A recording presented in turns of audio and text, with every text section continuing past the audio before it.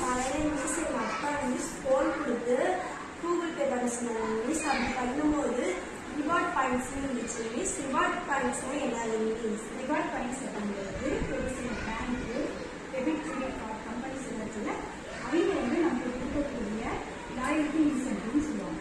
சரியா? அந்த loyalty incentive நமக்கு என்ன ரிவார்டாக கொடுப்பாங்க, ரிவார்ட் பாயிண்ட்ஸாக கொடுப்பாங்க. அந்த பாயிண்ட்ஸ் நம்மளோட அக்கௌண்ட்டில் சேவ் ஆகும்.